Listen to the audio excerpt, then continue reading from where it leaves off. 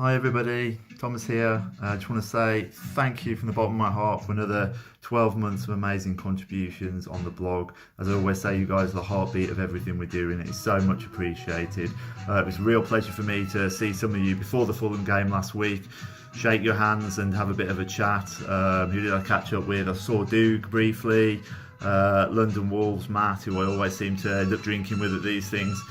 Yeah, and the Whitley Wanderer, it was great to see you as well, albeit briefly. Yeah, and I'm so sorry I didn't make it along to the evening event. I know I've got to do better at attending these things. I'll give you 1,000 excuses, but I'm just going to go for a straight up apology. I need to do better and I'm going to do better. I'm going to make it up to everyone next year because we're actually celebrating 10 years of Wolves Blog, a decade of Wolves Blog. So we're going to all club together. I'm going to take it in hand to organise the event. I'm going to call on some of you guys who've done this before to help me, hopefully, and we're going to do something really special all together, one community. I want to thank Dougie specifically this year for everything he did to organise the event. I know how much goes into these things, so it's no mean undertaking. Thank you, Dougie, for doing that. By all accounts, it was a great night and everyone had an amazing time. Who else do I want to thank? Yeah, I want to thank Stu because he always seems to be at the centre of all these things that are getting organised, galvanising the troops. Fantastic. Thanks to Clive for jetting in. He's become a bit of a symbol, not a sex symbol obviously, but a symbol for Wolves Blog and these events. So it's great to see Clive, and it's great to see all that. You got to see John Richards, get your photo signed. It's just amazing, you know, that we can highlight those things and help you. That's why we created the platform. But just, yeah, there's too many people to mention. But yeah, I just so much appreciative of everything you all do. Yeah, so if I don't speak to you before, have a great summer, and yeah, up the Wolves.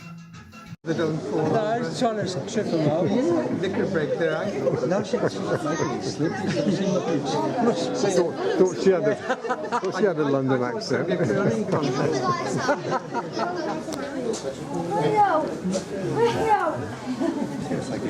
Hi, Patricia.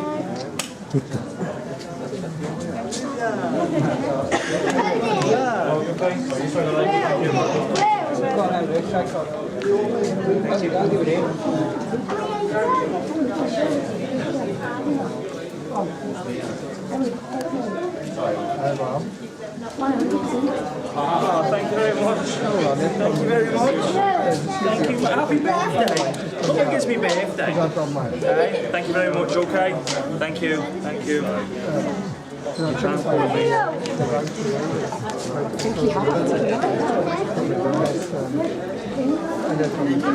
There you go. Okay. Thank you very much.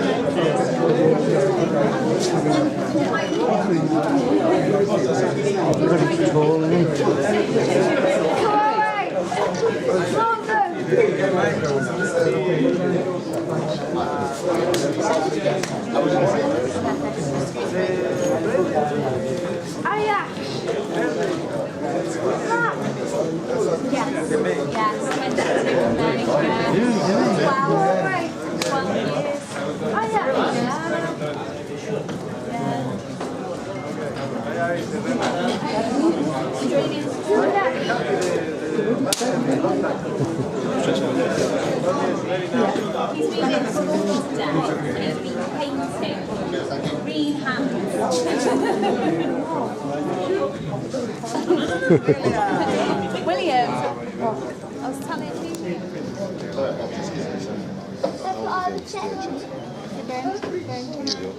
Thank you. Give that nice. Thank you. Yeah. And it was hammering down. It was hammering down. He had to go in the shed into the north bank, and I'm standing waiting in the shed. And the rain was pouring, and we were waiting for him to come back with his ticket. What happens? Must be organisation and We'll go for it. Well, You got tickets, haven't you? Your record.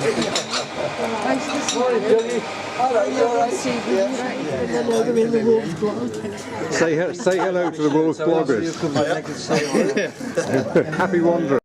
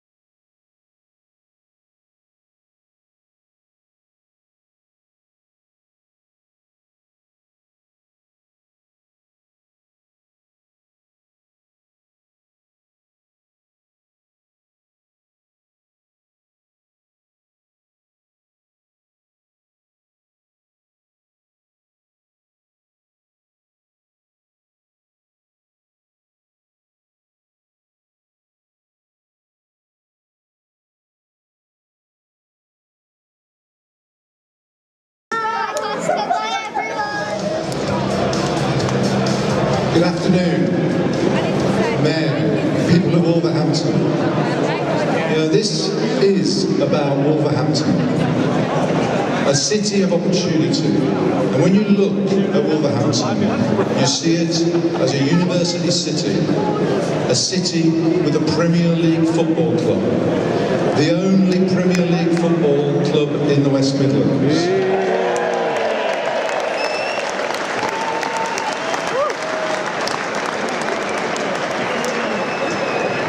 And today, we honour the achievement of a very special individual. And the university does this because it's about people who do something over and above the normal, everyday thing.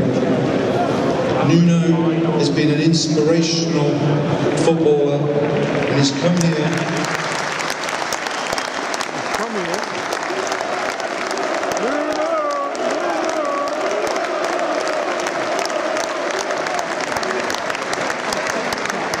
He's achieved some of the highest international accolades in football as both a player and a manager. But what he's done here in Wolverhampton in the last 2 years has brought pride, passion and commitment back to the city. And for that,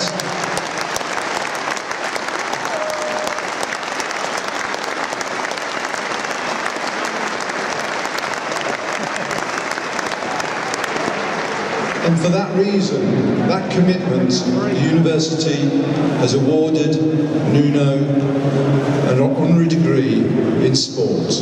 So it is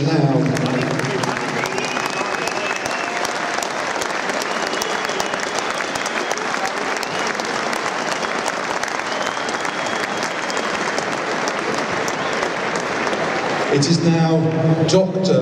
Nuno Espirito Santo.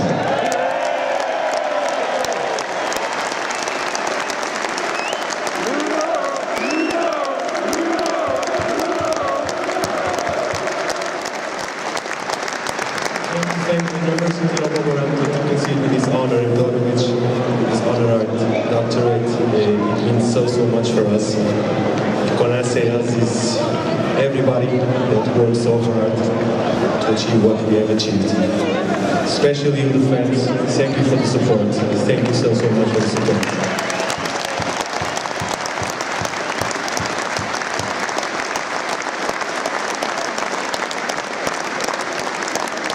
Let's enjoy the game. Thank you guys for the amazing support for Raul and for the team. It's been a great season. I know today's the last game at home, so I'm very honored that you guys have shown me all this amazing love. Let's go! Wolves today! Let's get it done!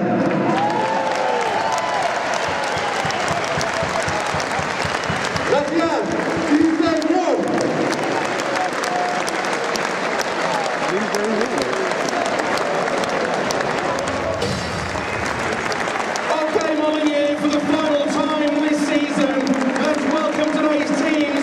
First of all, Fulham! And now, our team, the Wolverhampton Wanderers!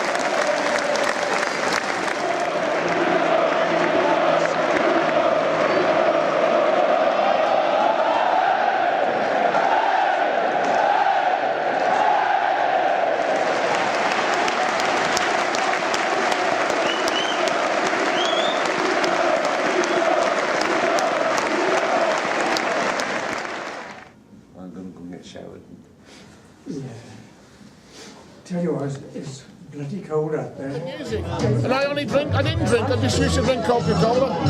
And I said, when he first came, this is lovely, this is, he banned anybody that's caught drinking after Wednesday, they fined 2 weeks' wages. Yeah. Well, I always used to go out on the Thursday. You know, the Morton Country Club? Yeah. That's what I lived, and I used to go in there every Thursday with my mate, and I used to have 3 halves of lager and lime. And I went and told him, he says, I know. He said, it's not you I'm worried about, it's the others, like Waggy and Waggy. Danny Egan and all them. He said, you carry on, you're all right. I would have gone for their service, but I'm glad I did. That is all.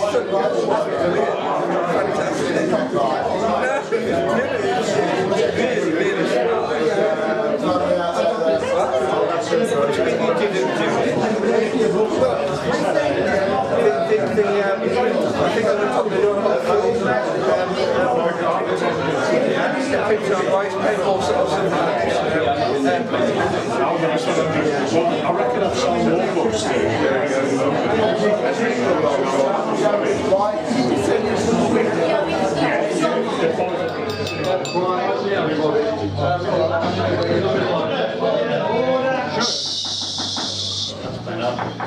Me and my little mate here, we'd just like to welcome all the bloggers on behalf of the Wolves blog. I'd just like to thank Dougie for organising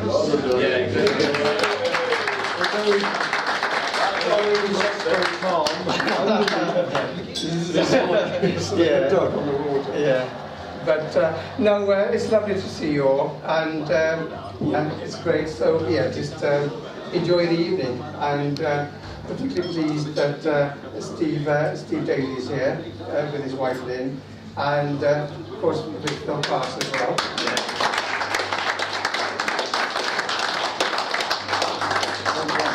And Clive from Houston. I'm in the shirt. Yeah, in the background. And we've also got Brian from Marion. Yeah. Yes. And we met last year. Yeah. See you, Mark. Yeah. And my wife's here and my son again.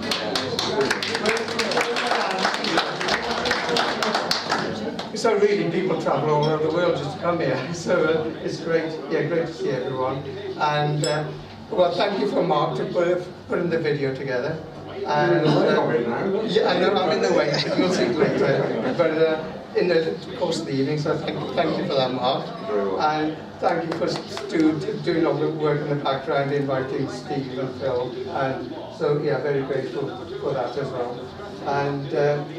And of course, thanks for the hotel as well. And the staff here have been amazing in putting this room together. And so all I can say is just enjoy the evening and yeah, have a good time. Thanks, guys.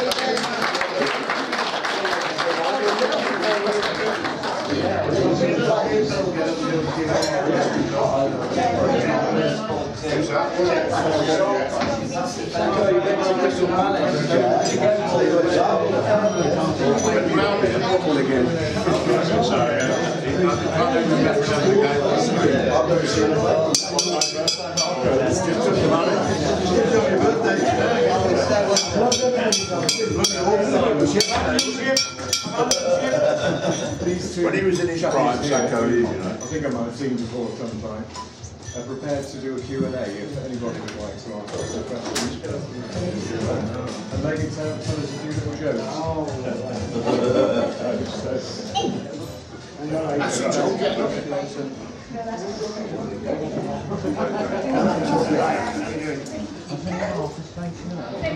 Is it? Oh, nice. Okay. I've just thought who you are. Timmy Mallet. That's it, it's Timmy Mallet, isn't it? It's taking you long enough to remember. Where's your mallet? Right, ladies and gentlemen, first of all, can I just say on behalf of Phil and myself, thank you for inviting us down again this year. 2 years ago it was myself and Willie, and obviously since then the team and the club have gone from that to, wow, to way up there. with the club, with the owners. The owners have put their money where the mouth is, and it's brought success. They've got a fantastic manager, fantastic players, and there's a guy called Mendes who's brought players in, and everything looks fantastic. And hopefully we can go on to hopefully bigger and better things next season. Hopefully we'll get in the Europa League if my old team beat Watford. Yeah, with a bit of luck. Because we've done what we can do, and we're just depending on Manchester City now to beat Watford to get back into European football, which would be absolutely magnificent. But the thing with the club as well, I was down there today, went into a few rooms, did a couple of talks and what have you. But the support from people like yourselves here is it's magnificent. It really is. And you look in there. I've never been here before. And it's just like a Wolves flagship, really. You know, it's brilliant, it really is. And you people come from wherever you come from, all over the country. Fantastic support, because when you're a Wolves fan, you are a Wolves fan. And that's what all you people are. So Phil and myself are here. We're gonna, if you want to ask us any questions, ask us whatever you want, because we don't play anymore. So we couldn't give a shit, really. Just that's what you want, you know. So, Steve. Yes. Who was the first £1 million footballer? I'll answer that. Steve Daley. So why isn't he recognised as being that? Well, because I don't want it to, for obvious reasons. Taxman.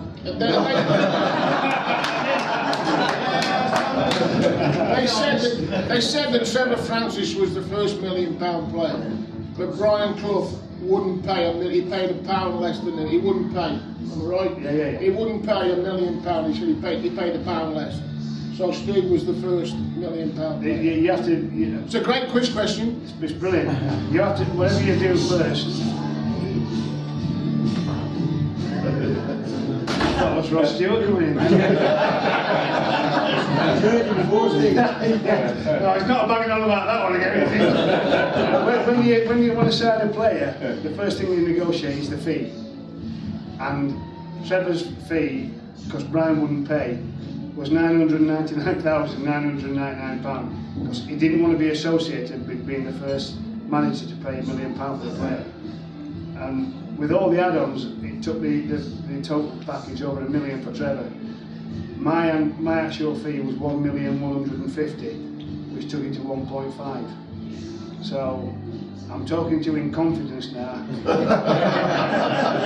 Don't go telling me. We won't breathe away. But that tells me. I was talking to Phil today. I was on about after doing the speakers, and it reminds me of Duncan McKenzie. And Duncan's got a great story about Brian Clough when he was at Notts Forest. If he was sat in his office, he'd got a phone on the table, and when he'd pick the receiver up, it rang in the dressing room. Because he wanted a player, talk to a player, he'd pick it up, and someone answered it in the dressing room. And he's in his office and he wanted to talk to someone, he picked the phone up, and someone's answered it in the dressing room and said, hello? And Brian says, hello, bring me a cup of tea, will you, son? Which went, what the fuck, get it yourself. He said, you what? He said, you won't get it yourself. He said, do you know what this is? He said, yeah, the manager, Brian Clough. And the kid said, do you know what this is? And he said, no. He said, well, fucking get it yourself then.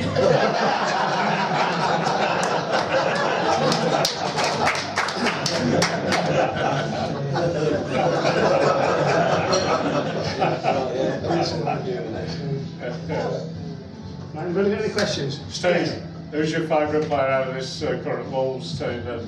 I thought you was going to say when we played. I was going to say me. No, I knew the answer to that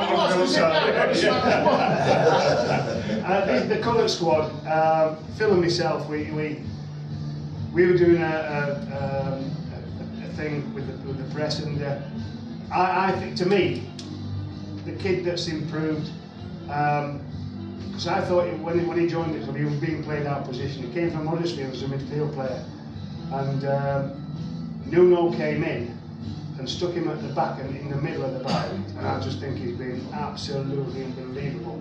He's Conor Cody. Oh, amazing. Amazing. And me and Phil, because we've both played against Franz Beckenbauer, haven't we? And I was chatting to Phil and I said, who does he remind you of? And he said Beckenbauer, without a shadow of a doubt. And I was saying to Phil, I went down the training ground to get some stuff signed for our golf day. And Conor Cody got all the stuff signed for me. And he said, you said I reminded you of Beckenbauer. And I said, yeah, you do. Mate, absolutely brilliant. And in my time at Seattle, I got to know Beckenbauer, played against him a few times. Phil played against him loads of times. And I was chatting to him and I said, you know you're playing now and you're getting on a wee bit. I said, do you ever worry that when you go over the halfway line with the ball, which is your trademark, that you're going to get caught? And people will say, oh, he's lost his bit of pace. And he said, no, I don't. He said, because when I come over the halfway line with the ball, I go 5 yards, and in that 5 yards, I will release it to the left, or I'll release it to the right. And that ball will go 25, 30 yards further forward. So as soon as that ball's left my foot, I just retreat and go back to where I was. And Conor Cody looked at me and says, fuck me. Our basic's that. And he's right. He's right. And that, just doing that, he won World Cups doing that. Simple. Absolutely. I want Jota. Yeah. I think Jota's brilliant. Phil, I watched him today, mate. It was different class. I went to last week at Watford, and he never stops running. He's like the Duracell bunny, isn't he? He never stops running. And you know, when you look at him, he's only like that big, to be fair. He's as strong as a bull, and I think he's been brilliant. He's quick as well, and he's quick. He's got attitude, doesn't he? Yeah. He could have played when we played. You know, and I don't mean that disrespect to anybody, but like when we played, it was a more physical game than it is now. What did you say you'd have had? And I think he could have played. You'd have had He'd give him Phil Harris again, wouldn't he? Oh, I don't know about that. It's like they go on about Lionel Messi being the best player that's ever played the game. Lionel Messi is the best player that's playing now. Because it's a totally different game. I mean, I played with George Best in America. George Best to me is the best player that's ever played the game. Yeah. Because it's we had Waggy, you've all seen Waggy. When Waggy went out and bested, you got Chopper Harris and Tommy Smith, and I've seen Chopper Harris say to Waggy, I'm going to break your fucking leg today. Before we got the pitch. Imagine Lionel Messi doing that. Lionel Messi playing on the baseball ground. I thought that was Ron Harris. Somebody else's company on him. When I went to play in Vancouver Whitecaps, I had somebody offered me a contract with Nike, but Nike had never made football boots before. They'd all been running, there was all running shoes and everything. So when they came, they was made in Halifax in England. They were like fucking pit boots. I said to my wife, I can't wear these. So I went, this is true, I'm walking through the mall in Vancouver, there's a cobbler's. I said, mate, I need a favour. What do you mean? I don't know. Who are you? I said, well, I just signed for the Vancouver Whitecaps. He went, oh yeah, what do you want? I said, I want you to take these stripes off these boots, take this sash off these ones, and sew it onto them. He went, I can't do that, it's fraud. I said, well, if you don't tell anybody, and I don't tell anybody, who's going to know? And he went, oh, fair enough. I said, I'll pay you. He went, no, I used to give him tickets for 18 months. I played in Adidas boots with a Nike sash on. Well, that was the final. Was it the final? Tottenham. Tottenham, yeah. Well, we've kicked off and we're defending the South Bank. And Martin Chivers, right, can you remember the clock? Yes. The Molyneux Street stand, the clock. He's coming from the left-hand side, about 35 yards out, and he's hit this shot. And I'm looking at it, it's going all over the place. And the power and the pace has beat the big man. His dive has beat him. And it's hit the crossbar. And it's come out to Ralph Coates, who's on the penalty spot. And Ralph can remember him, he was the whip over. And he's volleyed the ball straight back and he's tipped it round the post. And I said, mate, what a fucking save that was. He says, I was still going for the fucking first one. Honestly. I'm going to tell you this now, don't throw anything at me. I was born in West Brom. Never mind. You know, You don't hold that against your film. I made my debut in 1967. We came second, we got promotion. First game of the season was Fulham away. We beat Fulham away 2-1. And the second game was West Brom at home, 53,500. I was 19. I saved the penalty, scored an own goal, and got fucking sent off. Can't be any better than that, can it? Tony Brown's hit one from 25 yards. I've dived and tipped it onto the post. It hit the post, come back, hit me on the head and went in. I saved the penalty off. It was the first penalty he'd ever missed. And we were winning 3-2 with a couple of minutes to go. So Fallout's 53,500. And the little winger, Chippy Clark, he lived next to me in West Brom. He's gone down the line, he's crossed in. I'm just going to catch it. And Tony Brown's died full length like fucking Superman and punched it in. 53,000 people have seen it to set the record. So he's given a goal. And we're on the half well on it, we're arguing. And they said, come through the crowd. He went, it's a goal, you bastard, it's a goal, you bastard. Well, I went, oh, fucking get that, you bastard. Jeff Aston.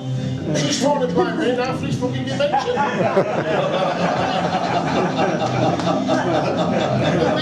The only good thing about it was I got sent off for foul and abusive language, not punching.